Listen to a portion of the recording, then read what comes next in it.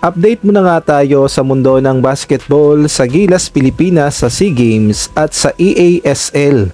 Justin Brownlee handa nang maglaro sa Meralco Bolts samantalang si Coach Norman Black magpapadala ng pinakasolid na lineup ng Gilas sa SEA Games. Sino-sino kaya ang nakapasok? Ngunit bago tayo magpatuloy, pakipindot naman ang like, subscribe at ang notification bell para updated ka sa susunod kong i-upload.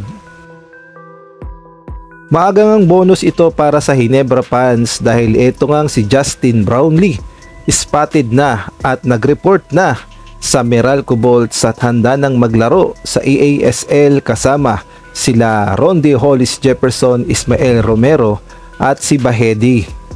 At kung atin ngang babalikan ay ilang beses nang naudlot ang paglalaro ni Justin Brownlee para sa Meralco Bolts dahil nagkaroon siya ng sakit, ang pneumonia.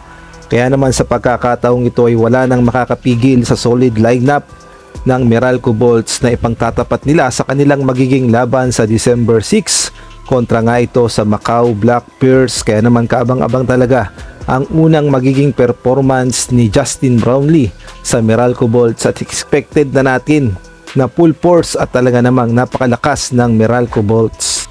At sa ibang balita naman, duwako nga tayo sa SEA Games na alam nating lahat na patuloy talagang ginigipit ng Thailand ang Gilas Pilipinas pagdating sa eligibility rules at sa ating solid na lineup. At ayon nga dito sa lumabas na report sa Thailand, tila ba'y nagpapasaway ang Pilipinas at hindi nga daw tayo sumusunod sa rules ng SEA Games dahil ang gusto ngang mangyari ng Thailand ay purong mga local player ang ipadala ng Pilipinas. Parang sinasabi kasi nila dito na pinipilit nating magpadala ng hindi Pilipino at parang nanakot pa sila na madidisqualified daw ang Pilipinas kung hindi sila susunod sa patakaran ng Thailand na FIBA. Kaya naman kung magpapadala daw ng lineup sa basketball, dapat daw ay 100% Pilipino at ayan nga ang mahigpit na rules ng Thailand sa basketball.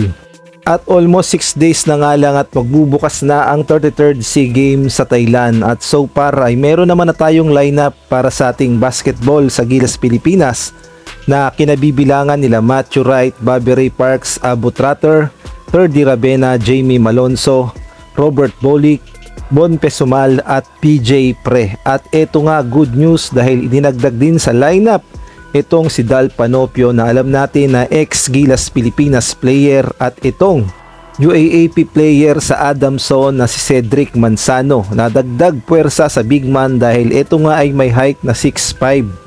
Kaya naman dalawang players na lamang ang hinihintay ni Coach Norman Black at kumpleto na ang kanyang final 12 na kinabibilangan nila Abu Tratter, Jamie Malonzo, Matthew Wright, BJ Pre, Bobby Ray Parks, Bon Pesumal, Ferdy Ravena, Robert Bolick, Dal Panopio at si Cedric Manzano. Napaka-solid nga at overkill na ang lineup na ito para sa SEA Games. Ngunit marami naman ang nagsasabi na yung dalawang slot daw ay karapat dapat ibigay sa mga players na kagaya na lamang nila Renz Abando at eto raw si Justin Baltasar. Ngunit may mga nagsasabi na dapat daw mga veterano ang ilagay daw itong si The Bro, Terence Romeo at itong si The Beast, Calvin Abueva. At nabanggit din pala sa pagpipilian ang pangalan ni Greg Slaughter at kay na rin itong si Juan Gomez Diliano ay mukhang kasama din sa pinagpipilian ni Coach Norman Black para sa lineup sa SEA Games.